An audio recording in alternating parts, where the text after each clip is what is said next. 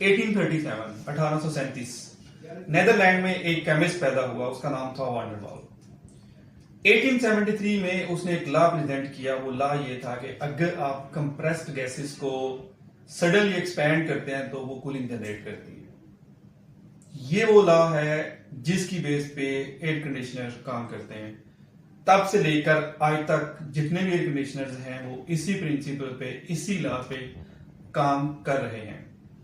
हम इसको बहुत सिंपल तरीके से एक्सप्लेन करते हैं कि एक जो एयर कंडीशनर है वो एक्चुअली कूलिंग कैसे पैदा करता है, उसके अंदर ऐसा क्या होता है कि वो कूलिंग पैदा करता है।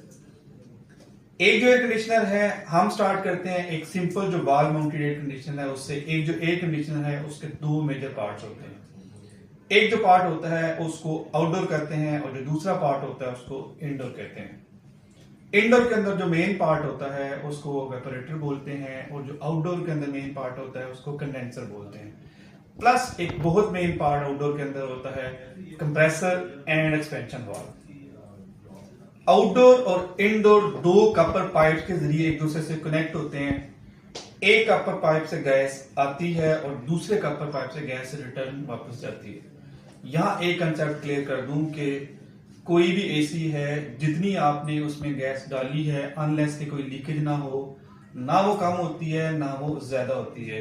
ये जो कूलिंग पैदा होती है ये बेसिकली उस गैस की सर्कुलेशन से होती है। एक एसी कैसे काम करते हैं हम स्टार्ट करते हैं। आपने एक एसी को करंट दिया, जब उसका आउटडोर चलता है तो सबसे जो पहला प्रोसेस होता है कंप्रेसर के अंदर जो गैस होती है, कंप्रेसर उस गैस को कंप्रेस करता है। जब कंप्रेसर उस गैस को कंप्रेस करता है तो ना सिर्फ उसका प्रेशर बढ़ता है, उसका टेम्परेचर भी बढ़ता है। उसका टेम्परेचर 80 डिग्री सेंटीग्रेड तक बढ़ जाता है। वो वाली गैस देन ट्रेवल होती है टुवर्ड्स आउटडोर के अंदर जो कंडेंसर है वहां ट्रेवल करती है। वहां पे एक फैन लगा होता है जो इस गैस की हीट को डेसिपेट करता है ओपन एनवायरनमेंट में। ये जो आपकी 80 डिग्री सेंटीग्रेड वाली गैस थी ये कन्वर्ट हो जाती है 50 डिग्री सेंटीग्रेड में। बाद में ये गैस ट्रेवल करती है टुवर्ड्स एक्सपेंशन वाल्व। ये बेसिकली आपकी मेन चीज है जहां से आपकी कूलिंग स्टार्ट होती है। एक्सपेंशन वाल्व के अंदर जब ये गैस गुजरती है तो ये गैस एक्सपेंड करती है। और जो बात वान डेर वाल ने की थी कि अगर आपकी गैसेस को सडनली एक्सपेंड किया जाए तो वो कूलिंग जनरेट करते हैं। तो जो 50 डिग्री सेंटीग्रेड वाली गैस थी उसका टेम्परेचर काफी कम हो जाता है और वो ट्रेवल करती है टुवर्ड्स इंडोर। इंडोर के अंदर ब्लोअर लगा होता है, फैन लगा होता है।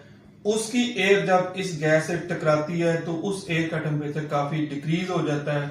जो आपके रूम की एयर है वो ठंडी हो जाती है।